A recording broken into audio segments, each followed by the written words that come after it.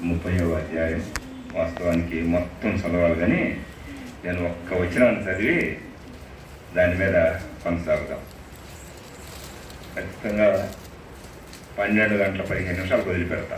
ఒక అర్ధ గంట, 12:15 12 1:15 12:15 అంటే ఎప్పుడు వెళ్ళిపోయేవాళ్ళం అన్నా. మంచిది. 30వ అధ్యాయం మొదటి వచనం చదువుతాను, ఇంకా అంతా దాని మీద నడుద్దాం. ఇప్పుడైతే నాకన్నా తక్కువ వయసు గలవారు నన్ను ఎగతాళి చేయుదురు. వీరి తండ్రులు నా మందలు కాయు కుక్కలతో ఉండుటకు తగని వారని నేను తలంచి ఉంటుని. కదా, దేవుడే సహాయం చేస్తాడు.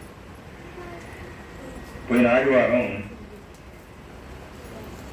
పూర్వకాలమున యోబు భక్తుడికి శ్రమలు రాకముందు, యోబు భక్తుడికి కుమారులంతా బ్రతికున్నప్పుడు, యోబు భక్తునికి ఆస్తి మొత్తం ఉన్నప్పుడు, యోబు కుటుంబం నెమ్మదిగా ఉన్నప్పుడు, యోబు కుటుంబం అసలు ఎట్లా వెలిగిందంటే అడుగు తీసి అడుగు పెడితే ఏమవుతుంది చెప్పండి? నేను చెప్పే కదండి, నేతిలో పడినట్టే. దేంట్లో పడినట్టు? పొట్టుకుందల్లా బంగారం అంటారే లోకంలో. అట్లానే అడుగు ఆ అన్నయ్య మా ఇంటికి వస్తే బాగుండు. అసలు ఆ యోగు అట్లా బజార్లో వెళ్తా ఉంటే ఈ వదలబోతుంటారే యవనస్తులు, వీళ్ళు దాక్కుంటారంట. అమ్మో, యోగు ఏం చేస్తాడు? పుల్లోడు కొడతాడు. ఏం చేస్తాడు? ఏదన్నా మనం అవి ఇవి చేస్తే ఊరుకునేవాడు కాదు. అమ్మో, ఈయనకి మన అమ్మ, మన నాన్న, మన కుటుంబాలన్నీ సపోర్టు. మన అమ్మ నాన్న ఆయన ఎవరన్నా, మనం కనుక ఆయన ఎవరన్నా అంటే వాళ్ళు ఊరుకోరు. ఏం చేస్తారు? అందరూ అంత యోగుల గురించి వాళ్ళంతా ఎక్కడ దాక్కునేవాడు. యవనస్తులు అట్లా ఉంటే ప్రధానులు లేకపోతే ముసలోళ్ళు యోగు వస్తున్నాడని నిలబడటానికి నిలబడలేరు. ఆ వణుకు ముసలితనంలో అయ్యే కదా వచ్చేది. అయినా కానీ యోగు ఉన్నప్పుడు మేము కూర్చోము. ఆయన ముందు మేము మంచాలు మేము కూర్చోం, కుర్చీలు మేము కూర్చోం, అరుగులు మేము కూర్చోం. అసలు కూర్చోవటమే. యోగు వచ్చాడంటే కూర్చోకూడదయ్యా, కూర్చోకూడదు, అంత మంచి ఆయన అని వాళ్ళు అంటే అధికారులు ఉంటారుగా ఊళ్ళల్లో, లేకపోతే లోకల్ అధికారులు. వాళ్ళు ఏం చేస్తున్నారు? ఆ అధికారులు మాట్లాడితే వాళ్ళు నోటి మీద ఏం పెట్టుకుంటున్నారు? చేయి పెట్టుకున్నారు. మాట్లాడబాక. యోగు వస్తున్నాడు. అర్థమవుతుంది నా మాటలు? యోగు వస్తున్నాడు. వాళ్ళు పరిగెత్తున్నారు. ఎందుకు పరిగెత్తున్నాడు? యోగు వస్తున్నాడు, మేము దాక్కోవాలని. ఎవరు వస్తున్నాడంటే ఏంది ముసలాడు మీరేం నిలబడ్డారంటే యోగు వస్తున్నాడయ్యా, మా నోటి మాట ఉండదు అని వాళ్ళంటే ఈ అధికారులు ఏమంటున్నారు? అయ్యో, మీ నోటి మాట కాదు, మేము అసలు నోరు కూడా ఆయన చూపించాం అని నోటి మీద ఏం వేసుకుంటున్నారు? చేయి వేసుకుంటున్నారు. ఇంకా ప్రధానులు ఉన్నారే, దేన్నైనా శాసించగలిగిన వాళ్ళు ఏం చేస్తున్నారంటే మాట్లాడకుండా ఓడుకుంటున్నారు. ఏంది ప్రధానమంత్రి నువ్వు మాట్లాడలేదంటే అమ్మో యోగు వచ్చాడు. ఏంది ముఖ్యమంత్రి నువ్వు మాట్లాడలేదంటే యోగు వచ్చాడు. గవర్నర్ గారు మీరు యోగు ముందు మేము మాట్లాడటానికి లేదు. అంత సాక్ష్యం అండి, అంత గౌరవం. యవనస్తులు, ముసలివారు, అధికారులు, ప్రధానులు. అసలు ఇక్కడ ఈయన వెళతా ఉంటే వాళ్ళంతా తల్లులు మా ఇంట్లో అడుగు పెట్టయ్యా, మా ఇంట్లో అడుగుపెట్టు. ఎందుకు? ఆయనకున్న ఆస్తిపాస్తుల గురించి మాట్లాడట్లా, గౌరవీట్లా. ఆయనకున్న భక్తి, ఎంత భక్తి పోడండి. ఒక్క మాట కూడా తప్పు మాట మాట్లాడినవాడు. అలాంటి యోగు కాలు పెడితే నెయ్యి నేతిలో పెట్టినట్టు అలా ఒక వెలుగెలిగాడు. అసలు వెలుగుడు కాదులేండి, గుత్తులుగా మాట్లాడుతూ ఉండేవాడు. అసలు అందరూ మాట్లాడాలనుకునేవాడు. ముసలివాడు ఎట్లా చెప్పయ్యా అని మాట్లాడేవాడు కాదు. ఆయన చెబుతా ఉంటే వీడు వెళ్తా ఉండేవాడు. అలాంటి యోగు అప్పుడు పూర్వకాలంలో. ఎప్పుడు? ఇప్పుడు చూడండి, ఇప్పుడంటే ఆస్తి పోయింది, కుమారులు 7, కుమార్తెలు 3, 10 మంది ఒకేసారి అది పడి చనిపోయారు. ఎట్లా పడి? ఇట్లా ఆరాధన చేస్తే పడిపోయింది అంతే. ప్రతిరోజు ఆరాధన చేసేవాళ్ళు. అప్పుడు గ్రంథం లేదు. మొట్టమొదటి రాయబడిన గ్రంథం ఇదే, ఆది కాండం కాదు. యోబు గ్రంథం మొట్టమొదట రాయబడింది యోబు గ్రంథం. ఎవరు లేరు. దేవుడు అంటే అంత భయం. పిల్లలు తప్పు చేస్తున్నారని చెప్పి ఈయన ఏం చేస్తాడు? సంజయ్ వేళ ఉదయాన్నే లేచి సాయంత్రం మొక్కుకునేవాడు. ఉదయాన్నే లేచి ప్రాతకాలంలో లేచి ఆయనకున్నటువంటి వధించి ఏ రోజుకి ఆ రోజు బలి అర్పించి, ఈరోజు నా బిడ్డలయ్యా పాపం చేయకుండా, ఒక్కడు కూడా పాపం చేయకూడదయ్యా, మా బిడ్డలు ఎవరు కూడా ఒక్కరు కూడా ఇంట్లో ఉండకూడదయ్యా, ఎక్కడ ఉండాలా? ఇప్పుడైతే సంఘంలో ఉండాలని అలా ప్రోత్సహించి ప్రతిరోజు ఏం చేస్తా ఉన్నాడు? చేస్తా ఉన్నటువంటి యోగుకి ఎంత శ్రమ వచ్చిందంటే, పరలోకంలో ఉన్నటువంటి దేవుని దగ్గర దొంగగా తిరుగుతుంటాడు. వీడు కూడా ఆత్మస్వరూపం. ఎవడాడు? సాతాను. అలా అంటున్నాడు, తిరుగుతా ఎవరన్నా ఉంటే పట్టుకుందామని తిరుగుతా ఉంటే, అప్పుడు అసలు దేవుడు అంటున్నాడు, యెహోవా సృష్టికర్త అంటున్నాడు, అబ్బా ఇట్రా నువ్వు ఎక్కడ పడిపోయావు, మన ఎక్కడికి వస్తున్నావు, అయినా ఆరాధన నా దగ్గర రాలేవుగా. ఆ యోగుని ఒకసారి చూడు, యోగు ఎదురు ఓడిపోతావు నువ్వా అని అంటాడు. యోగా ఆజ్ఞంత చెప్పు, చూడు ఎంత మాయ చేస్తానో, అర్థం చేసుకొని చాలా జాగ్రత్తగా అని దేవుని దగ్గర ఏం తీసుకున్నాడు? సిఫార్సు తీసుకొని వచ్చి 10 మంది పిల్లలను చంపేశాడు. చుట్టూ 4 వైపులు ఉన్న ఆస్తిపాస్తులు అన్నీ పోయినాయి. పోయిన తర్వాత అమ్మా కళ్ళు మీ బాగా ఎందుకు కళ్ళు దండం పెట్టాలి, 6 దండాలు పెట్టాలి. ఆస్తిపాస్తులు పోతే మనం అసలు ఇంటి దగ్గర తలుపు తాళం వేయలేదు అనుకోండి, 1 లక్ష రూపాయలు పెట్టి వచ్చామనుకోండి, ఎట్లుంటది? నువ్వు ఎప్పుడు ముగిస్తావు, అక్కడ ఉంటాయో ఉండవు, ఇట్లా అని భయపడతారు. తినండి కొంచెం జాగ్రత్తగా, ఏం చెబుతున్నావు మళ్ళీ మొదలకు రావాలి, ఇదే ఇబ్బంది. ఆస్తి పోయింది, అంతా పోయినా కానీ ఏమంటున్నాడు? ఏమంటున్నాడు? దేవుడు సరి, నేను తప్పు. ఇదే మాట, దేవుడు సరి, నేను తప్పు. ఇదే ఆలోచన చేస్తున్నాడు కానీ దేవుడిని ఒక్క మాట కూడా అంటున్నాడు. అప్పుడు సాధారణ మళ్ళా పోయాడు. వాడి పని ఏంటంటే ఇటు తిరుగుతాడు, అటు తిరుగుతాడు. ప్రకటన గ్రంథంలో బలి రాయబడింది, ఈ ఇంటికి వస్తాడు, ఆ ఇంటికి వస్తాడు, ఆ ఇంటికి వెళ్తాడు, ఈ ఇంట్లో ఆ ఇంట్లో, ఆ ఇంట్లో ఈ ఇంట్లో, అట్లా పెట్టి కొద్దిగా పొగ పెట్టడం వెళ్ళిపోతాం. వాడి పని అదే.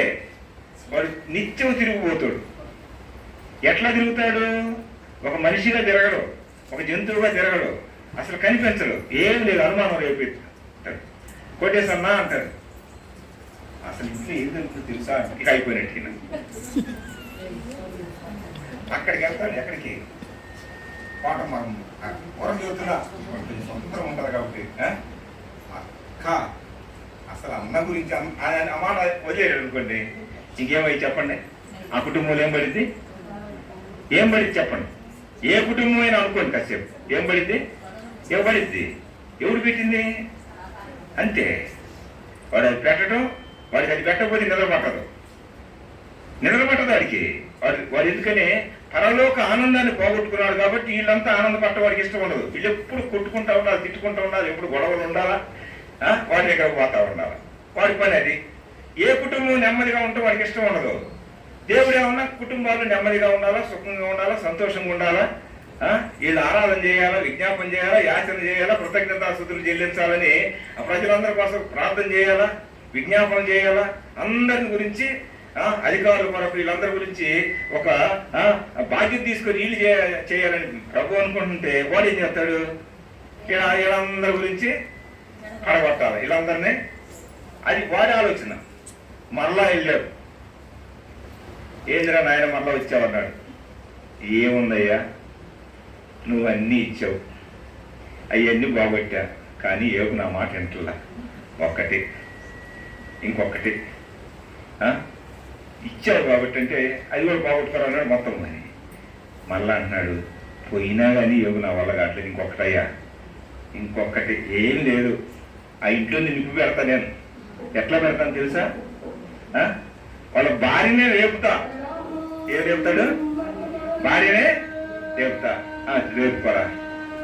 అది కూడా కాదయ్యా, యోగు మంచి ఆరోగ్యం ఉంది. ఏముంది? కమ్మగా వండి పెడుతుంటే తిని, వాళ్ళు సేవకు చేస్తుంటే కమ్మగా తిని ఇట్లుంటున్నాడు. అది కాదు, ఆయన ఏదో జబ్బు పెడతానన్నాడు. అరే జబ్బు ఒట్టికి పెట్టు, కానీ యోగు మరణాన్ని మాత్రం నువ్వు తీసుకోవడానికి లేదు. పెట్టు, నీ ఇష్టం వచ్చింది పెట్టుకో, ఏదైనా చెయ్యి, కానీ మరణాపాయం మాత్రం లేదు. నీకేనన్నాడు. వెళ్ళాడు. వెళ్ళిన తర్వాత అన్ని పోయినాయి. వెంటనే భార్య పెట్టేది నిప్పు పెట్టేదిగా, ఏమన్నది? దేవుడు దేవుడు అంటున్నావు, ఏదో ఒక మాట సావరాదా అంటున్నావు. ఆ మాట కదా ఉంది. దేవుడు ఎప్పుడు దేవుడు, మందిరం, పాటలు, సహవాసము, ఏదో కోరికలంట, ఏదో ఆరాధన అంట, బలంట, వృష్టి అంట, సంఘం అంట, మేము ప్రత్యేకం అంట అంటా ఉంటావు. ఏదో ఇంటి దగ్గర తీసుకోరాదు, 2-3 రెట్లు తినరాదు. ఇదే కదా అనేది. అంటా పాపం వచ్చినప్పుడు అంటారు అంట. ఇలా వాడు రేపాడు. ఆమె అంటుంది, నువ్వు సావరాదు. ఆమెను తిట్టలేక ఏం చేస్తాడు? నోటి మాటతో అనకూడదుగా. ఎందుకమ్మా ఇట్లా మాట్లాడుతున్నాను ఒక మాట అన్నాడు. ఏమని చెప్పండి? మూర్ఖురాలంటే ఈయన చీపు తీసుకుని కొట్టేది. నిజంగా అంత పాప యోగ భార్య గురించి ఆలోచన చేస్తుంటే కోపిష్టి కాదంట. ఆమె చేత తన్నులు తినదు ఒక యోగేనంట. అన్నమాట. పిల్లలందరినీ కొట్టేదంట. ఇంకా అర్థం కాదు మీకు. పిల్లలందరినీ కొట్టేది. సేవకులు ఉంటారుగా, పని సరిగ్గా చేయకపోతే ఇక ఎట్లా కొట్టేదో ఆమె గురించి ఆలోచన చేస్తుంటే అవన్నీ చెప్పి మన బాధలు ఉంటాయని కొన్నిసార్లు దాచుకుంటుంటాం. యోగును మాత్రం కొట్టలేదు, కానీ కొట్టిన దాని వల్లే భయం యోగు పడం. ఏం మనకు వచ్చిందో, ఈరోజు ఏం మనకు వచ్చిందో అని కొనక రాని మనకు వచ్చింది. సావరాలు ఉంది పదుగు పట్ల.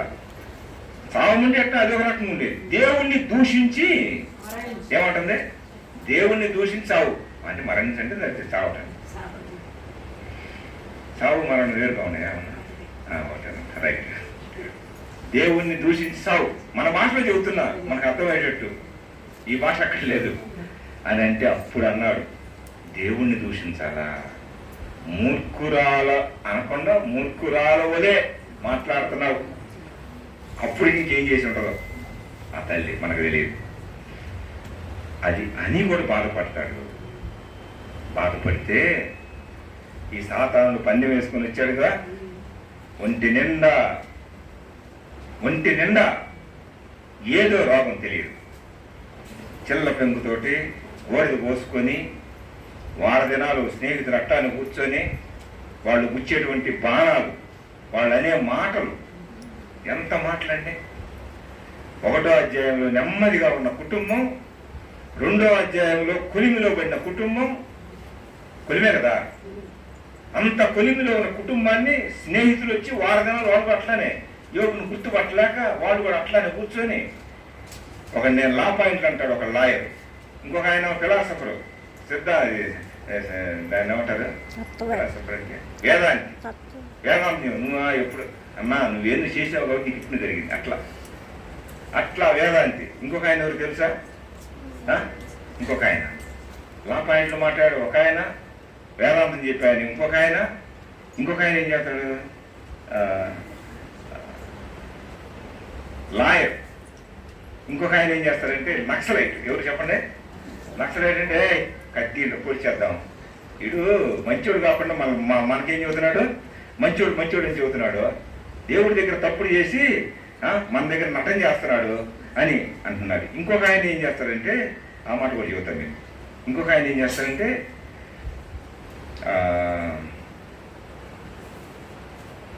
సిద్ధాంతవాది ఒక ఆయన ఉన్నాడు. ఆయన జోఫర్. ఏం పేరు? సిద్ధాంతం. అది పోయిన జనంలో ఎట్ట పుట్టావు కాబట్టి నీకు ఎట్లా వచ్చింది అని ఈ నలుగురు బాణాలతో కుమిలిపోతుంటే భార్య దూషించి 5గురు శత్రువులు. 6వ వాడు అసలు ఉన్నాడు.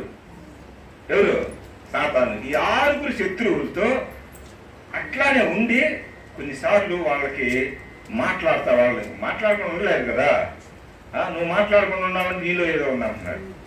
అప్పుడు నోరు తెలిసి వాళ్ళందరూ చెప్తా ఉంటే వాళ్ళు అంటున్నారు 3 రౌండ్లు వేశారు. ఒకడు వచ్చి మాట్లాడటం పోయాడు, రెండోవాడు వచ్చాడు మాట్లాడాడు, మూడోవాడు వచ్చాడు, 1 రౌండ్, 2 రౌండ్లు, 3 రౌండ్లు అయిపోయిన తర్వాత ఇంకో 4వాడు వచ్చాడు. ఈలో భార్య మాట్లాడింది. అసలు సాతాను ఎప్పుడు కాసుకొని ఉన్నాడు. ఇంత శ్రమలు ఇబ్బందులు ఉన్నటువంటి ఆ యోబు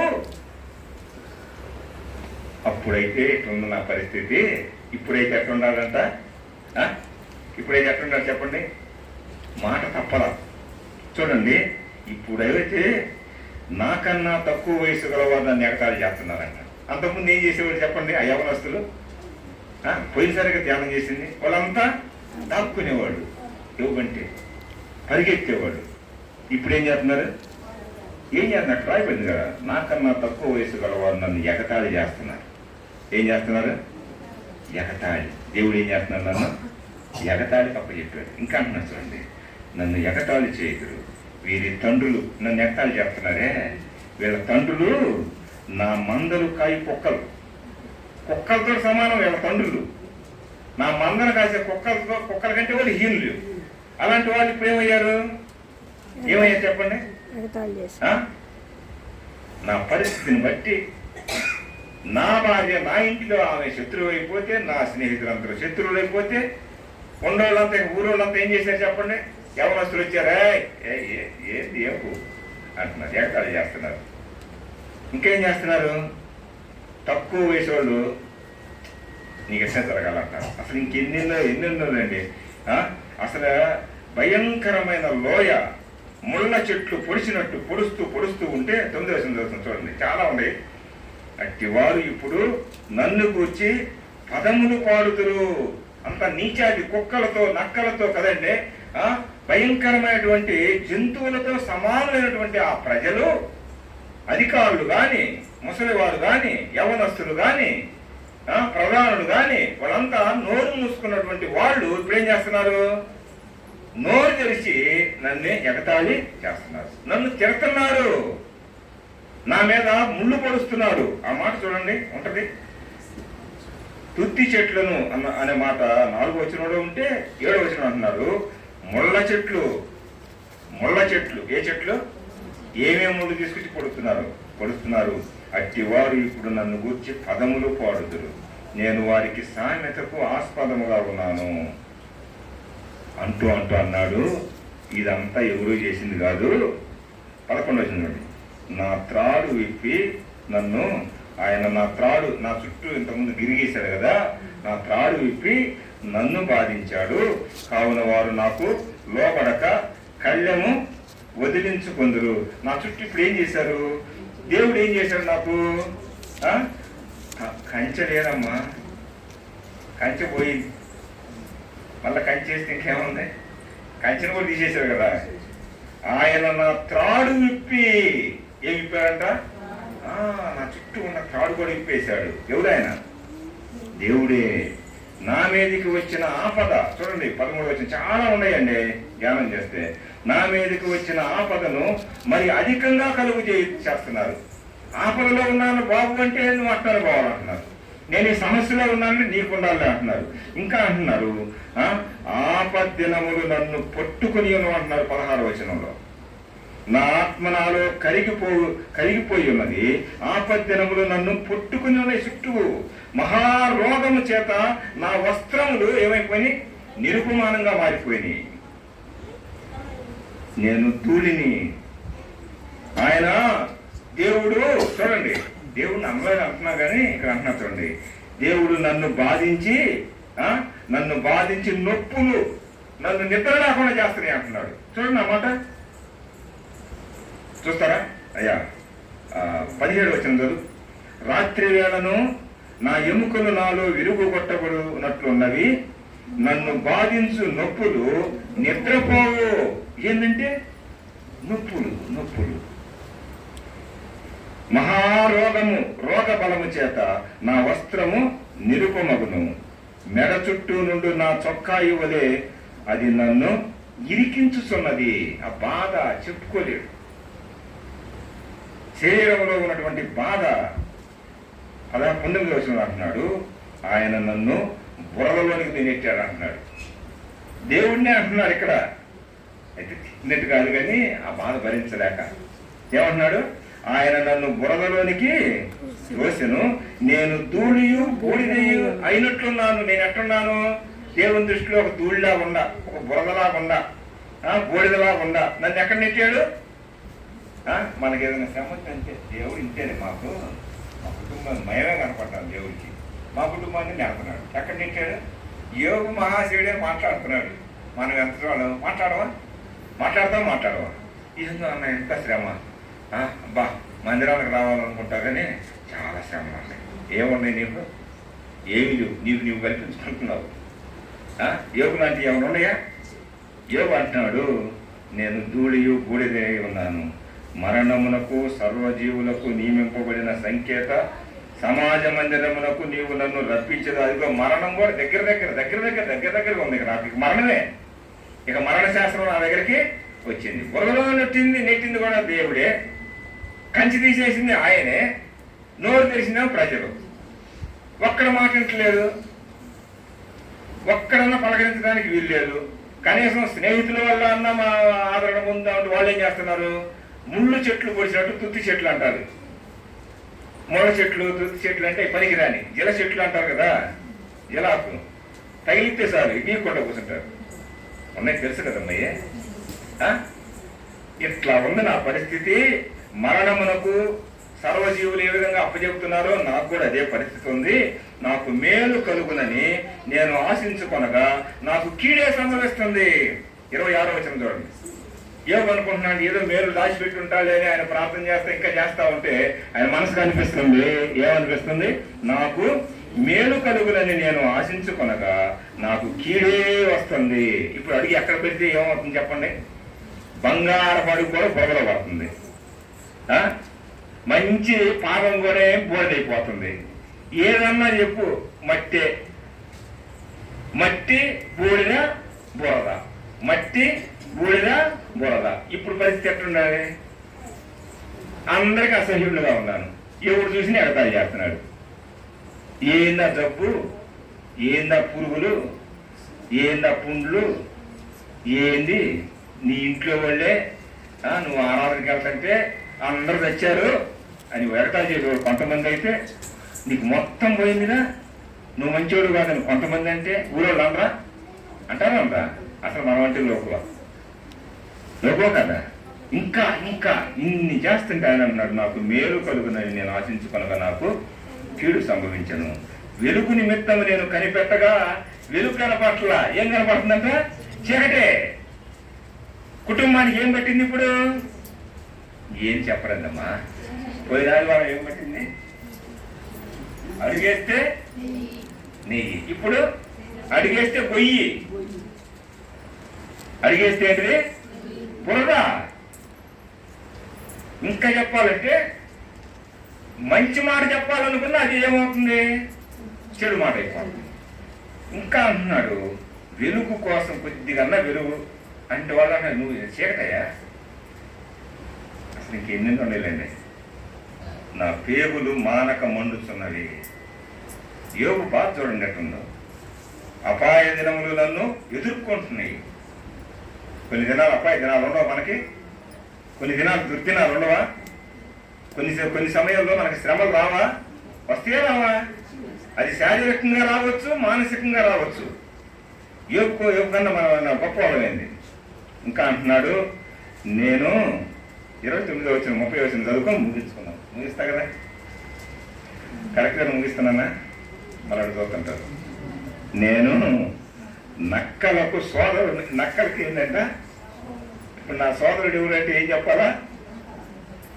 యోగు చెప్పిన మాటలంటే అసలు ఒక్కొక్క మాట తీర్తంటే ఎట్లా ఉంటుందండి. నేను నక్కలకు, చదువే గట్టిగా, సోదరుడనైతిని, నిప్పు కోళ్ళు జతకాలనైతిని. నిప్పు కోళ్ళు. ఏ కోళ్ళు? అసలు ఎట్లా పరిగెత్తి ఈ నక్కలు ఎట్లుంటే నా జత ఎవరంటే ఎవరు లేరు. నిప్పుకోడే. నాదంతా నిప్పే, నాదంతా మట్టే, నాదంతా బోడిదే, నేనంతా బురదే, నా బ్రతికే బురద బ్రతుకు. నా చుట్టూ ఉన్నదాన్ని ఆయన తాళ్ళు ఏం చేసి కట్ చేశాడు. చుట్టూ ఉన్నోళ్ళు ఇంతకుముందు అందరూ భయపడితే ఇప్పుడు ఏమందరూ ఎగబడుతున్నారు నా మీద. ఇంకో మాట చదువుకొని ముగించుకున్నాను. నా చర్మము చదువయ్యా మాట. నల్లబడి నా మీద నుండి ఊడిపోతున్నది. నా చర్మము నల్లబడి నా మీద నుండి ఊడిపోతున్నది. కాక వలన నా ఎముకలు కాగిపోయాను. నా స్వర మండలము దుఃఖ స్వరము నిలుచుతున్నది. నా పిల్లన గురువి రోదన శబ్దము. ఇదండి ఆయన పరిస్థితి. ఇక అసలు నిలిచి మాట్లాడాలని చాలా ఉంటుంది కానీ అర్థం చేసుకోండి. అప్పుడు ఎట్టున్నాడు, పోయిన ఆదివారం ఎట్టున్నాడు అనుకున్నాం. అబ్బా మాటలు గుత్తులు మాటలు. ఇప్పుడు ఏమన్నా అటు నుంచి వస్తున్నాయి తిట్లు మాటలు వస్తున్నాయా లేదా? అవమానకరమైన మాటలు. విశ్వాసం ఇది రావా? వస్తాయా రావా? వస్తే మేళ, రాకపోతే మేళ. అదంట. వస్తే నిలవాలగా. నువ్వు ఎంతవరకు నిలుస్తావు అంతవరకు పెడతాడు దేవుడు. నిలవలేక పెడతాడు. యోగు అన్నిటిలో కూడా నిలుస్తాడు కాబట్టి యోగుని ఏం చేశాడు? ఎన్నుకున్నాడు. మరి నువ్వు నేను ఆలోచన చేసుకోండి. అప్పుడు యోగు, ఇప్పుడు యోగు. యేసు ప్రభువుని ఎరక్క ముందు మన పేరు పెట్టుకోండి. యేసు ప్రభు ఎరిగిన తర్వాత పెట్టుకోండి. యేసు ప్రభు ఎరిగిన తర్వాత కూడా కష్టాలు రాకముందు, కష్టం వచ్చిన తర్వాత ఎట్టున్నాం. ఇదే కదా మన పాఠం. ఇదేనా ఇంకేమైనా ఉంటుందా చెప్పండి? వీటిలో ఎందుకంటే ఏమైనా ఉంటాయా? ప్రభువుని ఎరక్క ముందు ఎట్టున్నాము, ఎరిగిన తర్వాత ఎట్టున్నాము. అది ఒక జీవితం అయితే, ఎరిగిన తర్వాత కూడా కష్టం రాకముందు అంతా సుఖంగా అన్నీ సమకూరుస్తా, ఇళ్ళు ఉన్నాయి, పొలాలు ఉన్నాయి, ఉద్యోగాలు ఉన్నాయి, అన్నీ ఉన్నాయి, కొడుకులు, కోడళ్ళు, మనవాళ్ళు. ఇక చూడు ఏంటి 2 పువ్వులు 6 కాయలా? ఏదన్నా 3 పువ్వులు 6 కాయలంట. ఏదో అయ్యి ఇట్లా ఉంది. ఇప్పుడు ఏమన్నా 6 పువ్వులు 0 కాయలు. ఏమి అనుకోండి వర్క. ఇప్పుడు ఏం చేయాలా? 3 బారినటువంటి అమ్మ ఆలోచన చేస్తున్నాం. యోగు కంటే మనం ఏమి అసలు గొప్ప కాదు. యోగు పేరు ఎత్తడానికి తగిన వాళ్ళు. అలాంటి మన బతుకుల్లో సంఘానికి రాబోయే శ్రమలు ఇక్కడ, దాని గురించి మనం ఏం చేయాలా? యోగు ఏం చేశాడు? యోగు కూడా ఇట్లాంటి మాటలు పలికి ఏందిరా యోగు కొద్దిగా తేడాగా ఉన్నావు, నువ్వు కూడా తేడాగాడి అవుతున్నావు అని దేవుడు వచ్చి అట్లా, ఇక మీరు పోండి, మీరు అందరూ పక్కకు పోండిరా, ఈసారి ధ్యానం చేద్దాం. మరి పక్కకు పోండిరా. యోగు నా మాట వినమన్నాడు. అయ్యా వింటాను అన్నాడు. నేను అడిగే ప్రశ్నకు సమాధానం చెప్పు అన్నాడు. ఒక్కొక్క ప్రశ్న వేస్తుంటే ఈయన తల తిరుగుతుంది. 64 ప్రశ్నలు అడుగుతాడు, ఒక్కదానికి జవాబు లేదు. నోరు తిరుగుతాడు. నోరు మూసుకోరా బాబు, నువ్వు నోరు మూసుకో, ఇక ఎంతైనా నోరు మూసుకోవడం మంచిది అని చెప్పి అప్పుడు అంటాడు, చుట్టూ వాళ్ళు కూడా ఉన్నారు ఈ ప్రశ్నలు అడిగినప్పుడు. అబ్బాయి మీకు సాగు వచ్చిందిరా, ఇప్పుడు కనుక ఈ యోగుని మీరు బతిలాడుకోకపోతే మీరు వస్తారు. యోగు కనుక ప్రార్థన చేయకపోయాడా మీరు అవుట్ అనగానే వాళ్ళ గుండె ఏమైంది చెప్పండి? దడ కొట్టుకొని యోగు నాయన నిత్యమయ్యా, మమ్మల్ని క్షమించయ్యా అని వాళ్ళందరూ ఏం చేశారు చెప్పండి? భార్య గురించి, భార్య రాలేదు కానీ అందరూ వచ్చారు. భార్య ఎప్పుడన్నా అడిగిద్దా? అయినా కానీ దేవుడు అప్పుడు 100 సంవత్సరాలు బతికేవాడు. కాబట్టి మరలా ఆస్తి మొత్తం వచ్చింది. పిల్లలు మరలా ప్రపంచంలోనే అందగత్తెలు పుట్టారు. అసలు ఆ పేర్లు అండి కేజీఆర్, ఏమీమా, కిరిమా. అమ్మ సరిగ్గా చదవమ్మా, దానికి అర్థాలు తేడా ఉంటాయి. కెరేం హప్పుకు, కెరేం హప్పు ఆ పేరు బ్రహ్మాండం ఉంటాయి. ఆ దినాల్లో వాళ్ళు అందగత్తెలు పుడితే ఇక అప్పుడు వచ్చి అంటున్నారంట, ఇట్టుండాలా యోగుండి అట్టుండాలా అంటున్నారంట. ఏమంటున్నారు చెప్పండి? ఈసారి ధ్యానం చేద్దామా? అప్పుడు ఏవును చూసాం, ఇప్పుడు ఏవును చూసాం, మధ్యలో దేవుడు వచ్చి అడిగే ప్రశ్నను చూసి ఆ తర్వాత చివరి యోగుని చూద్దాం ఈసారి తల వంచని ప్రార్థన చేసుకుందాం.